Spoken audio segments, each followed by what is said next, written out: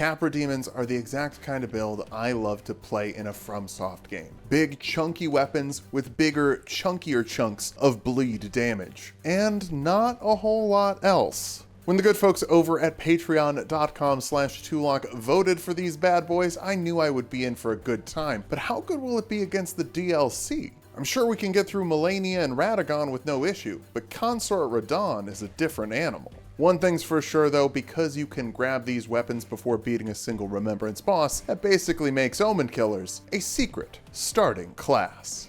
It's been a minute, but we're back, baby. To watch these runs live, follow us on Twitch. That's where we play the game, and you get to watch. Join the Patreon to support the channel. This one won on a poll against the Fire Prelate. If you wanted a big boy, you need to vote for one. Finally, make sure you like, subscribe, and leave a nice comment. Like, which perfume do you think tastes the best? And better yet, why are the Tarnished drinking perfume? Are they psycho or something?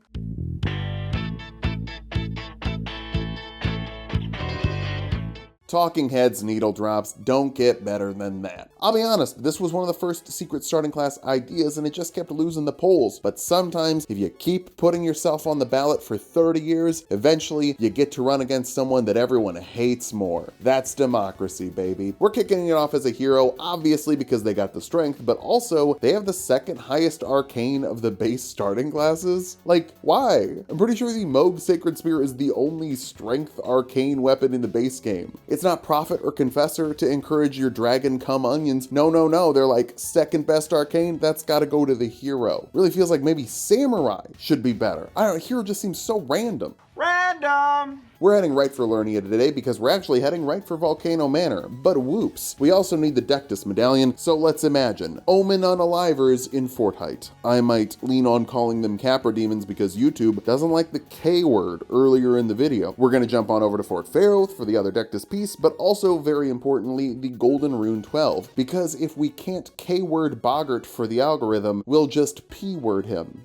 Pay. P as in pay, not like scat, which also refers to jazz. So they can't be upset about that. All right, Raya, here's your necklace. Please T-word us to your M word's H word so we can V-word the O word. But since we have to get up to Altus first, we've got to sneak the key, warpy warp, and there we are. Now, let's get celibate. It might seem like it's hard to keep it in our pants when Tanith just gives us the key to her bedroom, but that's the best test. I investigate the wall because I'm feeling quizzical. I pass the test because I'm feeling testicle. If you're feeling testicle already, might as well be a master baiter. We've jumped down and get the Capra Demon to look at us. He's on the hook, now we reel him in. Take him upstairs and introduce him to our friend, Abstinence. Abstinence works better when you're a master baiter. At level 0, beating a Capra Demon would be hard, but just because you can't beat it doesn't mean you can't bait it masterfully. First, Omenkiller. I hardly know her, in the inventory. Now we're done baiting, so let's go have some fun with the bad dragon and wildly swing our instrument on the toes. We grab some vigor and some dex, so we don't have to use Radagon's Source Seal anymore. We still have to two-hand the axe, but hey, easy, cheap joke about jacking it. I don't feel like writing it now, just figure it out when you record. God dang it, Phil. This is the rare writing Phil attacking recording Phil. Generally, he only goes after stream Phil, or poor editing Corey. First step to being good, getting our rocks from the Raya Lucaria Crystal Tunnel. We take a lot of strays and don't even have any flasks for the Crystallion. Seems bad, but remember, it's a Crystallion. Nothing wrong with that. Nothing wrong with that. Nothing wrong with that.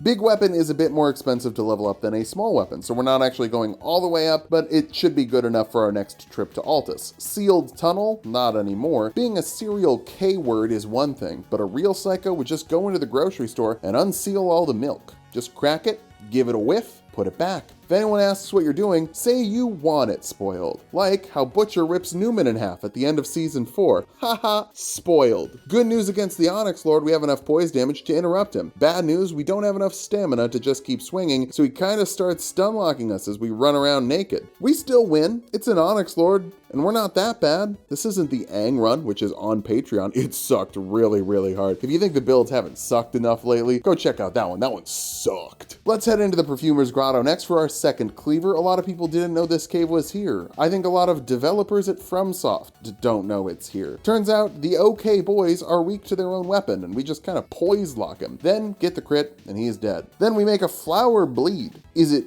bleeding chlorophyll? I thought about mispronouncing that chlorophyll, but there's no sense in clowning around for no reason. With that, we have a perfect pair of cleavers. But you know who else has a perfect pair? Today's sponsor, Raycon. That's right, gamers, this video is sponsored by Raycon and their amazing everyday earbuds. A perfect name for them because I do use mine every day. Raycon earbuds are so easy to wear because of their active ergonomic design, which makes them comfortable and stops them from falling out of your ears. It's been an issue in the past for me, especially when you're doing something active like running or jogging. Being on a treadmill can be noisy, but Raycon's got that active noise cancellation, shutting out outside sounds so you're only hearing what you want to. They also have multi-point connectivity so you can connect to 2 different devices at once. They also come in a variety of colors to match with any favorite preferences or skin tones. I got this carrying case because I know my audience and I think they would love this color on their case. And you can use them all day, every day, with a 32-hour battery life and 90 minutes of charge after 10 minutes of charging. You won't have to charge them that often, and when you do charge them, they'll charge really fast. To get started listening today, go to buyraycon.com/height or just click the link in the description for 20 to 40% off your first purchase and free shipping. Again, that's buyraycon.com/height or click the link in the description for 20 to 40% off your first purchase. Now that you're listening with premium Raycon quality sound, let's see how good the rest of this run sounds. Thought that omen with the flower dropped the armor, but that's actually the one in the Perfumer's Ruins, who also just gets poise locked. Yahoo! We have clothing. It's pretty light clothing because it's basically just the Perfumer set. OKs used to be Perfumers. Ain't that wild? Like, can you imagine some lady spraying spritzer at Macy's just decides to become Jason Voorhees? We need some fast money. Clean rots are the fastest way to do that. Number 1 is the annoying one. She blocks. Number 2 doesn't. She just kind of gets hit and falls over. It's great. Market does worse.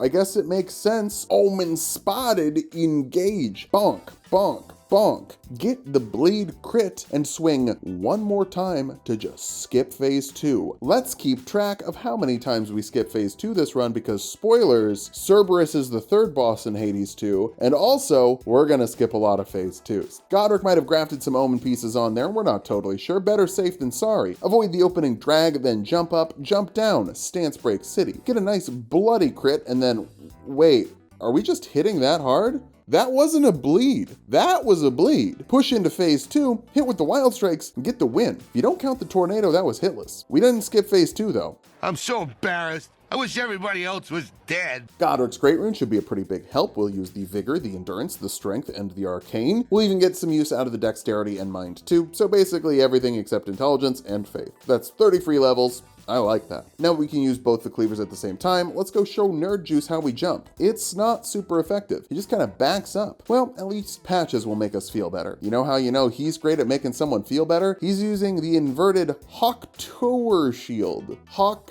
Tour. If you know, you know. Everyone knows.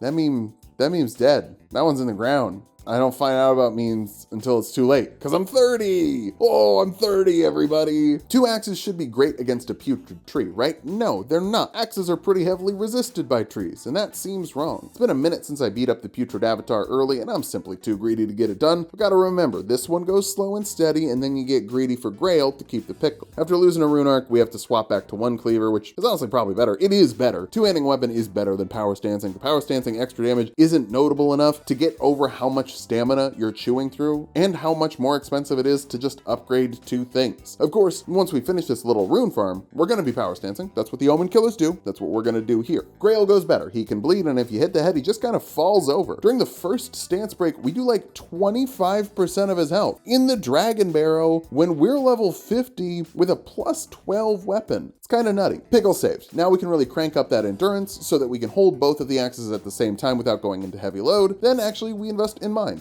We're going to be using a rather expensive Spirit Ash. It's not just for Wild Strikes, but if it helps Wild Strikes too, that doesn't hurt. Super quick Weeping Peninsula run. Eventually we're going to want these Sacred Tears. We might as well have them the whole time. Our next target is Radon 1. We grab another Sacred Tear by going down through the Church of the Plague instead of going down from the Smoldering Wall. Just another little way to put a Sacred Tear in your path. Now, Stream Fill. Do you remember to upgrade your flasks? No, you don't. But at least I grabbed the Turtle Talisman. Should help with how much these Axles gobble up that green bar. Skip Radon's arrow phase by charging in, then skip his second phase by smacking his ass so hard and fast with the cleaver that he just kinda dies. Wild Strikes with Bleed is such a nasty combo. Maybe we shouldn't be using Wild Strikes since the OK boys don't, but like, it's the default weapon, Ash, right? We should be able to use it sometimes. By the way, that is 2 phase 2s skipped. Down through Radon's hole, let's see how the Mimic does against Wild Strikes. Come on, we know how NPCs do against Wild Strikes. They don't figure it out. It's really funny. Twitch poll went up asking which Spirit Ash we should use thematically. Consensus was, Omenkiller Rolo is neat, but we've used him before. So let's use Depraved Perfumer Cartman instead. Turns out there are multiple secret walls in Volcano Manor. Who knew? Well, probably not a lot of people. They're secret walls. They're really expensive as an Ash, so hopefully they're good. If they just throw perfume though, like... I doubt it, but you never know. First test is against Loretta in Carry a Manor. I don't need them to carry a manor. I just need them to carry a fight or two. Technically, they're not leveled up, and yeah, perfumes don't seem to do much. I guess that makes sense. We're using axes, they're using perfumes, and you definitely take more damage if someone throws something at you from the hardware store than you do if they use the fragrance section. Down through the Incel River main, maybe they would leave the omens alone if they just got lucky every now and then. Say hi to Phalanx Demon's Holes, bash some balls, sprint through the Lake of Rot, and don't go down to fight Astel. We're funking up the standard run this time because we don't actually have the full armor set yet. By the way, quick reminder of the rules of Secret Starting Class. All we need to start is a method of doing damage. We do not need the full armor set. Black Knife Assassin didn't have the armor till the Consecrated Snowfield. This isn't actually all that bad. Valiant Gargoyles are in our way, and they're pretty weak to standard damage. They're also fully immune to poison and hang out on the water, so Cartman isn't doing a lot. But Cartman isn't dying. Like at all.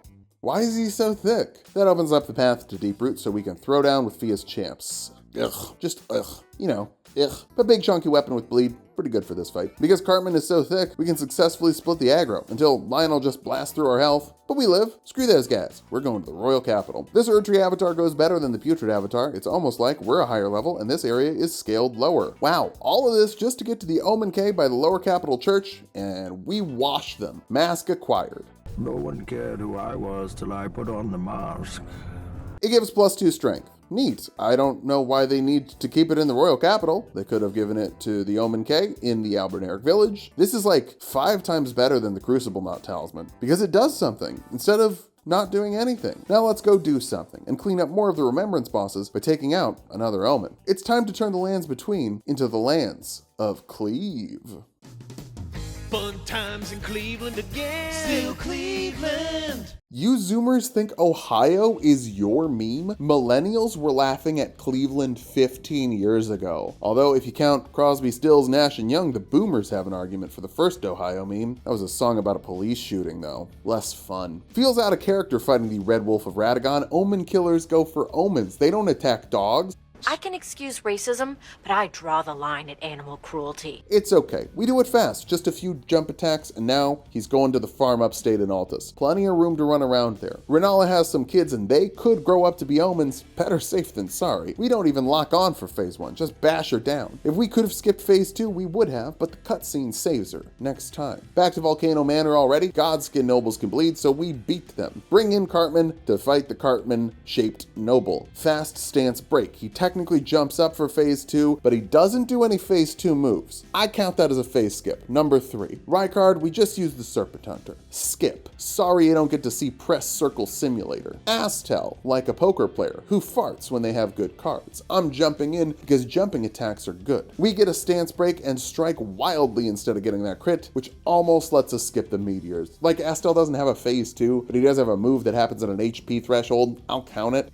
We didn't get it though, so I don't count it. that. Regal Ancestor Spirit starts healing. We say, no, not today. This was actually all the extra remembrances before the main path, so I guess let's go back to the capital. Kind of zooming through this one. Zoom up, get the Ritual Shield Talisman, then get the Wet Blade, so we can make these occult axes later. Get a free pouch. I'm stalling for time. We're going too fast. Godfrey Shade, no bleed, no problem. I love how many bleed weapons still just hit like a truck, as though it wasn't good enough that they blast through the meat bosses. They also carve up the ghosts. Basically, they're super effective against every boss that can bleed, and then normally effective against ghosts. Turn on the 3-minute timer. Let's go see if these Omenkiller cleavers do what they say on the tin. Bring in Cartman and start jumping on Morgoth. Stance break, but I just keep swinging. Maybe I should have gotten the crit to further delay phase 2. Whoops. Almost got greeted out. But come on, you think an Omenkiller is gonna lose to an Omen in this run? That'd be so embarrassing. Foreshadowing is a narrative device. Into the sewer. It's an annoying errand, but grabbing the Lord of Blood's Exaltation, or Lobe for short, is very useful on any bleed build. Ideally, we'll hit problem bosses so hard that they stop being a problem. Speaking of problems, there's an Omen blocking this ladder, but not anymore. We open up the shortcut and oh boy, more Omens, more killing. 1 dead Omen, 2 dead Omen, 3 Omens. He should call himself Ass Kick instead.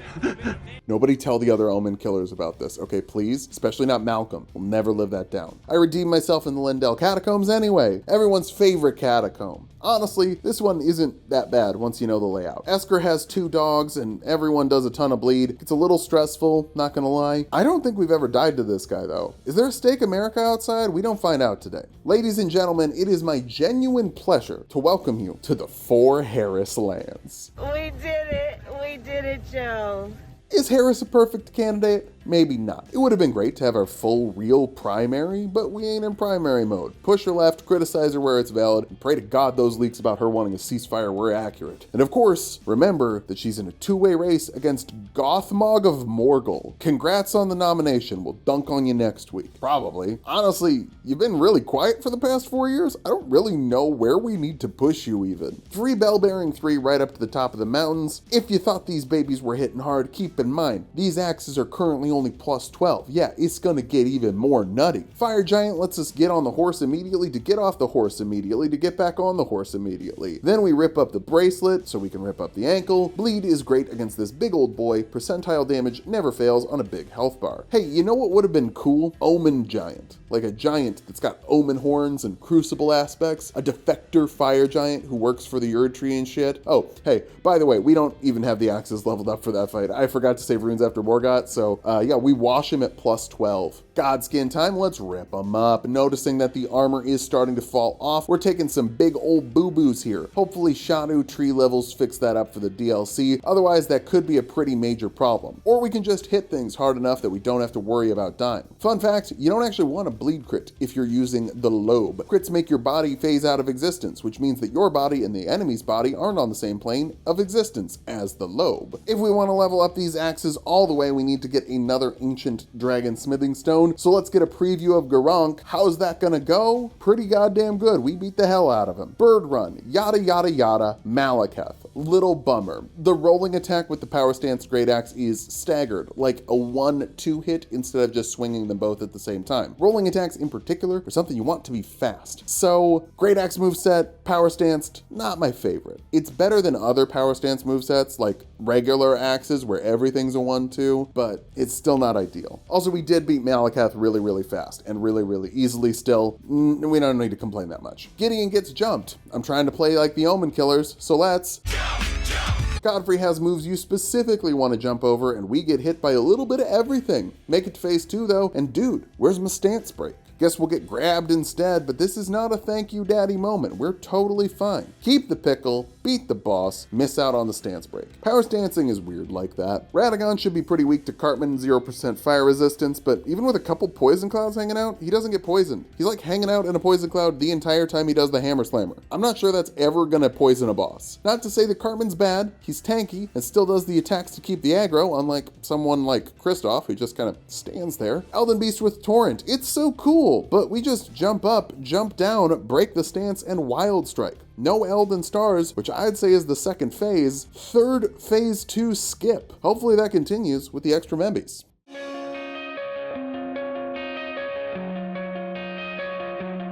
Get it? It's a song by the Killers. Like Omenkillers, we're running up to Castle's Hole to put more holes in it with our weird, ugly axes. First, the power stancer gets 2-shot. Or 4-shot? It's the 2-shot with 2 axes. Omenkiller has double strike. Not sure how bleed translates to Magic the Gathering. It's kinda hard to get in on Nile, since while our attacks hurt him real bad, they're a little slow, and Nile is pretty fast. Or rather fast enough that you want to hit him with rolling attacks, and I don't like these rolling attacks. Consecrated Snowfield, I guess I wasn't far enough left for Anastia. Seriously? I think we should throw people in jail if they have $1 billion. I guess Anastia just wants to eat the rich, but I thought that was like the cannibalism. Penguin Noble isn't a problem, let's run through and head up to fight Moog. Jump attacks, they're quite good. I wasn't able to one-cycle him though, just got hit by one too many strays. That's embarrassing. I really thought this one would be a one-cycle. Maybe we can one-cycle Plassey. I doubt it, but you never know. Jump attacks. They're cool, except when we whiff. But if we can get them off consistently, they'll break down the big dragon and we go to TP phase, which is phase 2. Bummer. However, another stance break means we skip the Omega Laser. That's a phase skip, just not a one cycle. If we want to fight another dragon, we have to go up to the Carrion Study Hall, and I don't want to do that, but I have to.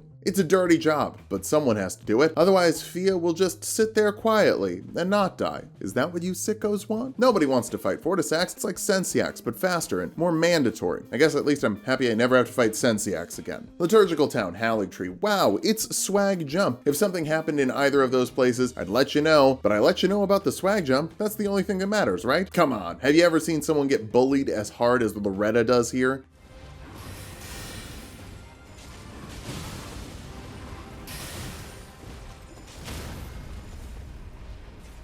Holy shit. It's okay, Mulaney is up next, and surely she'll bully us back for bullying her favorite equestrian amiga. Problem in the first run, we forgot to put on the Dragon Crest Great Shield, so every hit does so much damage, but every hit from us does so much damage. Also, has great stance pressure. Duck under the onion, then run away from the clones. I'm trying to make sure I watch the stamina, but sometimes it seems like the game is also throttling me, taking away my jump attack when I have full stamina. Huh. Well, it seems like we're not getting the stance break as well, except, oh, wait, there it is, when she died. Whoops. That's our last remembrance in the base game, and things have gone pretty well. We're definitely rocking a glass cannon build here. The armor is, for sure, not great, but the damage is maybe some of the best we've ever had. Hopefully Shadow Tree fragments can fix that weakness. Oh hey, that means it's time for everyone's favorite segment. Take a look, it's in a book, a reading rainbow. Yeah, there sure do be lots of shadows out there, and there sure do be lots of nice comments on the speedrun video that enjoyed the media literacy check. Why would you do a discourse when you could simply engage with the media you consume critically? So let's check in on how Elden Ring feels about family. This is fine. Yeah, have you noticed the mommy issues this game is dripping with? Google Miyazaki's dripping mommy on your work computer to find out more. Pretty sure that's a Miyazaki thing, at least. There's kind of a motif throughout the FromSoft games of soft-spoken women who comfort you and giant women who hug you. Sometimes they hug you to death, but my boy wants hugs and massive mommies. It's pretty easy to see that as a writer's poorly disguised fetish sneaking its way in, but there is some nuance there. Pretty fetishy nuance, for sure, but nuance. To dive really into the mother of it all, let's dive back into Bloodborne. Are there also maternal themes in Dark Souls and Demon's Souls? Sure, maybe, but I'm not actually as familiar with those games. I've only played Demon's Souls a couple times, and I'll be honest, Dark Souls 1, I played them in reverse order. I started with Dark Souls 3, and by the time I got to Dark Souls 1, I was like, why am I running around in pudding everywhere? Why does it feel like I'm just in pudding? Even when I'm not in a poison swamp, it feels like there's pudding on my shoes. Anyway, Bloodborne is thematically a story about pregnancy. Specifically, the pregnancy is gross, terrifying, and bloody. Sorry gamers, but if you don't understand that one of the potential final bosses is a wet nurse with a screaming baby in the arena that you fight after you see a woman in a white dress with blood dripping out of her pelvis, I don't think you can read. That's actually pretty surface level though. The moon shits out a baby for the one reborn. You go to the nightmare of Mensis. I know writers who use subtext and they're all cowards. But beyond the surface, what does that imagery mean, and what does it impart to the story? Well, who's causing the problems in Bloodborne? Like, who's at the root of them? It's not the women like Ebriatas and Kos, or as some say, Cosum, I'm told. It's the damn Bergenworth scholars who couldn't keep their fingers off the women, Ebritas and Kos. It's the story of men exploiting women to feel stronger and then getting their goddamn comeuppance for it. Oh, you probed into something you don't understand? Hope you're ready for a horrifying body transformation. The hunters get all bloodied, and it's an ironic revenge pregnancy on the men who won't stop touching the women. Their bodies twist in bloody, nasty ways. The visceral attack you perform in the game looks like you're yanking a baby out of them. Like, this is some nasty stuff that rocks. Bloodborne is definitely not like a happy story. It's a horror story where people do terrible things and suffer terrible consequences. Also, Patches is a little bald-headed Spider-Man. Spider-Man does whatever a spider can. But this isn't Bloodborne. Phil refuses to play Bloodborne because he's terrified of having another flop like the Hades 2 video or the LeChonk only run. And last time we played Bloodborne on stream, we had half the normal viewership, which is what happened when we played Hades 2 and Pokemon, so no Bloodborne or any other game. It's Elden Ring only, baby! Let's talk about Elden Ring mothers then. Some mothers are good, some mothers are bad, some mothers are complicated. So let's start off with the good. Rennala. I'm not sure anyone has any beef with Rennala. She's just kind of sad. I mean, Sellen kind of has beef, but Sellen is...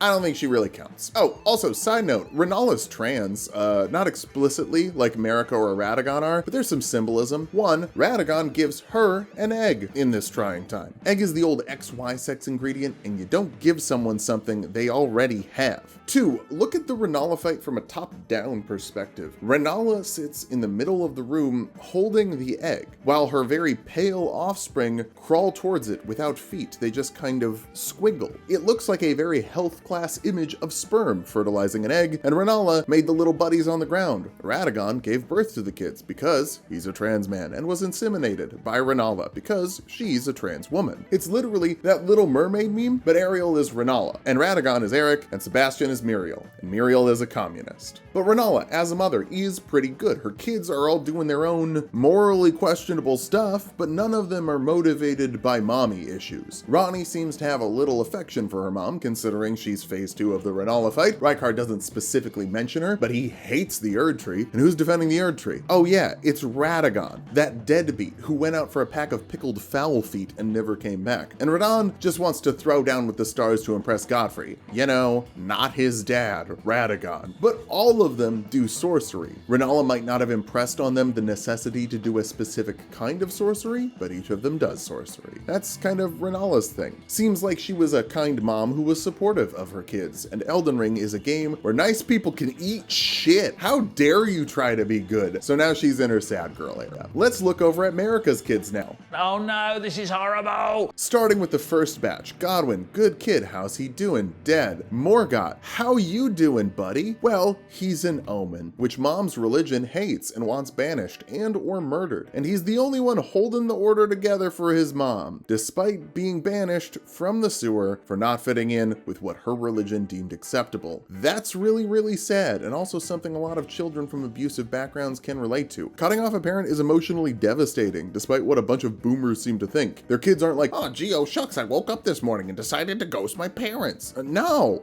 kids want to love their parents pretty universally. You gotta do a lot of damage to make your kids not talk to you. Speaking of, Moog, while he was in the sewer, he decided to Get a new mommy, get a new mommy. in the form of, or lack thereof, I suppose, the formless mother. Not totally sure what her deal is, but she loves blood, lots of human sacrificing, and lots of blood. Human sacrificing to make the blood to set on fire to help the human sacrificing thing, for more blood. Everyone being like, wow, Miquella brainwashed Moog, so Moog never did anything wrong. All right, see, this is what I'm talking about, illiteracy.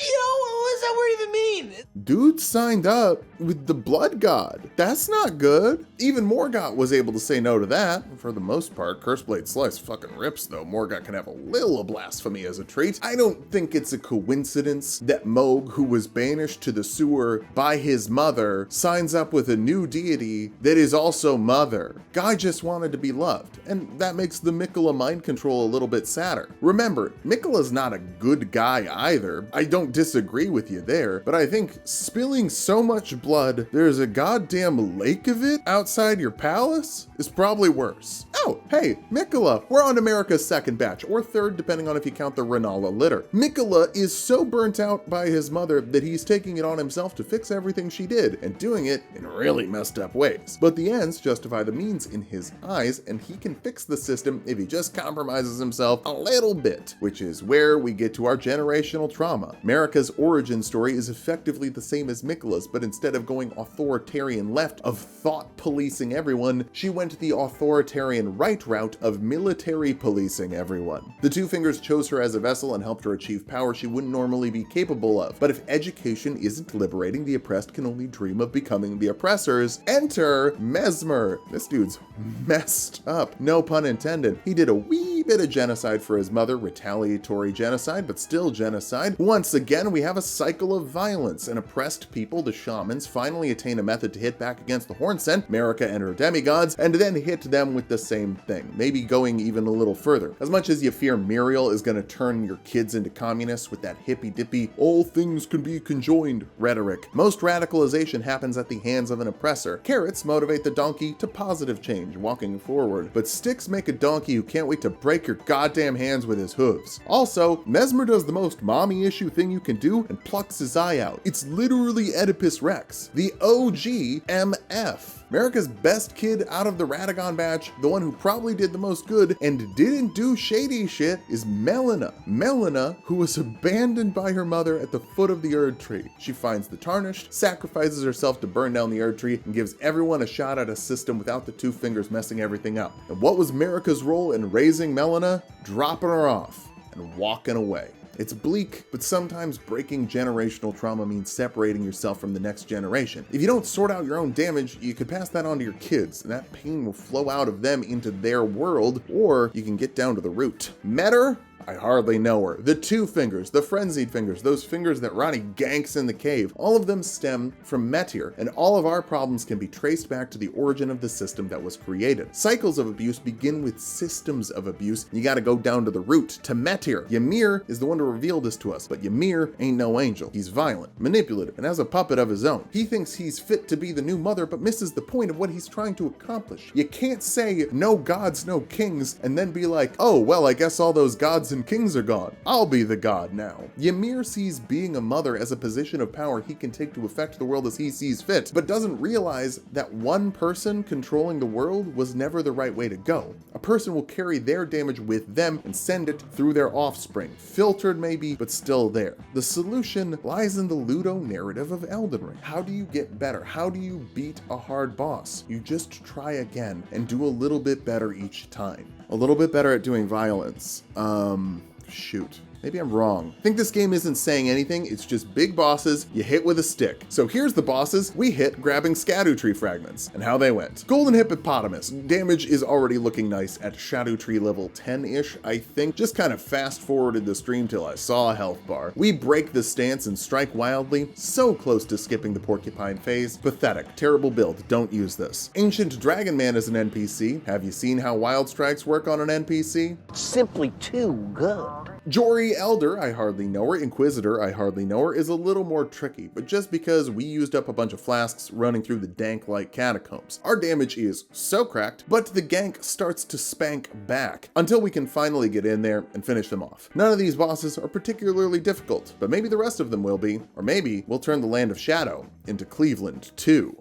Cleveland rocks! Cleveland rocks! Cleveland rocks! Guy is first because he's hiding 5 Shadow Tree fragments and I want them. Give me that. We bring out Cartman and get smacked the hell up. Even with all the shadow trees, we're still wearing basically a big coat. Sadly, no phase skip here, though we get a stance break right after, and he only does one move in phase 2 before we crush him. Dancing Lion with maxed out shadows is so easy, I give myself a challenge: drink an empty physic twice instead of healing. Not a problem. Each jump attack does 10% of the Lion's HP, which means less than 10 hits total. We even end it with a crit for style points. Fighting Mesmer without Jolan, sure, you can do that, but you can also make a PB&J with chicken patties instead of bread. Doesn't make it right. Do all the fingers, use that sounding rod, do the same thing again. Let's go fight Mesmer. He dives in and we take a hit to summon Cartman. Obviously, he's a very critical member of this fight. Sure, his fire perfume isn't doing much to Mesmer, but that poison has to work on a boss eventually, right?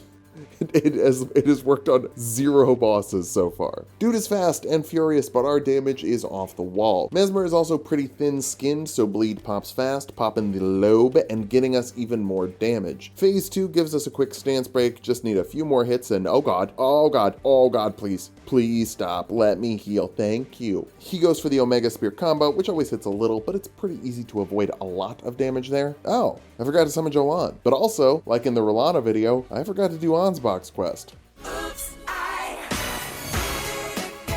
Well, it's not like Radon is hard and would be made easier with another buddy putting bleed on. We have Cartman, and he's fine. Anna gets jumped, then so does Metir. Sorry, stream viewers who thought we didn't die to any remembrance bosses. This one was just so fast that we all forgot about it. Oh shit, spoilers YouTube viewers. Jessica Alba is back as the Invisible Woman in Deadpool and the Wolverine, and also, we're not dying to any other remembrance bosses in the DLC. Second attempt on Metir goes much better. Of course it does. I just said we don't die again. Big jumps are great and break the stance super fast, so I start striking wildly. We almost get the phase skip and then get a pseudo phase skip instead. If you kill them before they use any phase 2 moves, that's basically phase skipping, right? At this point, we're just kind of far into the DLC. I don't think phase skips are gonna happen anymore. Ralana time, no Letta, no problem. She hits us right as we come in and we kind of struggle to get in. Our poise is not the best. Good news though, we don't need to hit her very much. As we get the stance break, it's over. We hit her before the phase transition starts, so that's another phase skip. I was lying.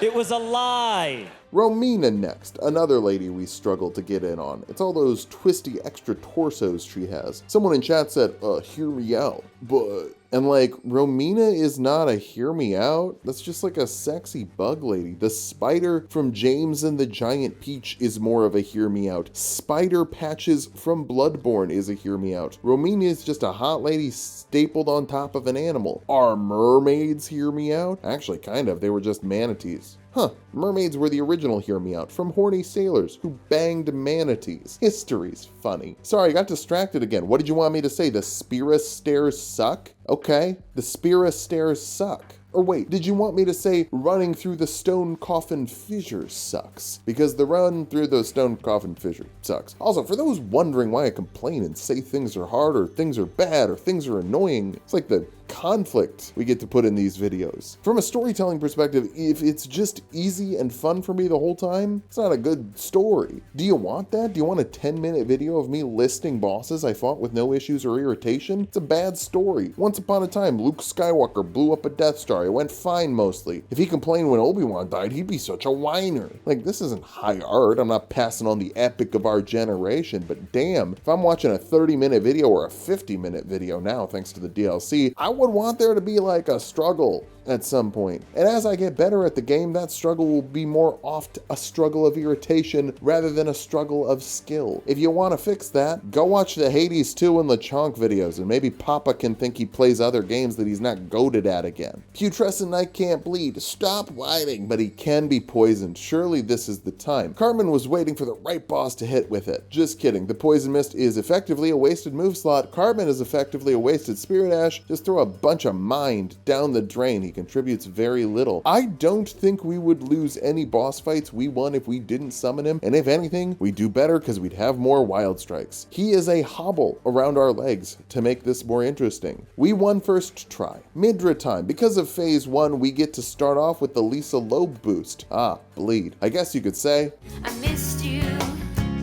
Maybe we don't need conflict. Y'all would just love 50 minutes of me free associating words together. Midra and I keep hopping up and missing each other, but he never hits, and we sometimes do, so we win. I do love the spear grab thing. I should get hit by it more often, just so y'all get to see it. Or I could put Midra and Gaius on the next Patreon poll after Mesmer. Mesmer just won. Spoilers, Consort Radon got rocked in that poll. Damn, not even close. Flowey Undertale in my Elden Ring, more likely than you'd think. It starts off just as a flower I thought could be a friend, but no, in the Lands of Shadow, it's kill or be killed. He shoots his friendliness pellets at us. God damn, this really is Flowey Undertale, huh? I think. It's at the bottom of a pit. Mikula discarded Great Rune is down here. I really do think this is straight up Flowey Undertale. Ansbach is gone for Letta's champs, but that means we can get nuttin'. If you're by yourself, you can still be nuttin'. Horn Scent walks into Wild Strikes. Good Kush Greg has more ranged options and karate options, so it's a little harder to get him to walk into Wild Strikes. We don't have enough magic left for Wild Strikes on Letta because we summoned Cartman, but jump attacks work fine too. No more delays, it's time for Radon, and we quit out the first time. It just kind of starts awkward. Not a loss. We don't lose until the second fight against Radon. I lied when I said we wouldn't die again. That's why you have to watch the whole video to see when I lied. Renala respects us. Basically, I just dumped some mind so that we can have the stats we need up to 60 without having Godric's Great Rune. Next attempt, stance break right after the phase transition. Then roll from the spikes. Roll through the spikes. Oh,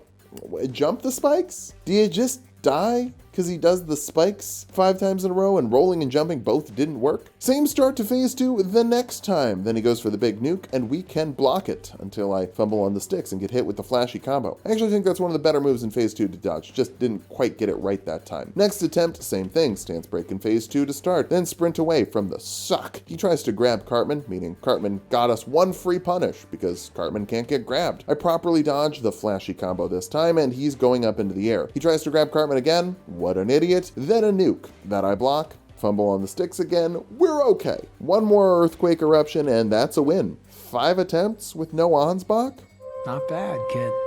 Dessert. Well, first, a little Drake. You might not like a little Drake, but Drake likes them little. Monster on the beat, ho. Ah, Bale, what a cool boss. Today I'm chopping toe and tail before getting 1 quick jump on the head just in time for that stance break. His phase transition meteors spray into the wall, and then we just go back to the tail and jump again. This was really, really good. Like, really good. Bleed, heavy weapons. Really good. Only bad thing about this run is Cartman, who literally just was here because we haven't used him before and we have used Rolo. Hell, we could even use better Rolo, the Mimic tier, and make this even better. The DLC adds so many unique spells, weapons, and playstyles, but it's gonna be hard to compete with a big stick that makes shit bleed. Thanks for watching. If you like the video, subscribe for more. We're making new videos like this all the time. Join the Patreon to support the channel. It's the best place to do that. And follow us on Twitch if you want to watch these runs live.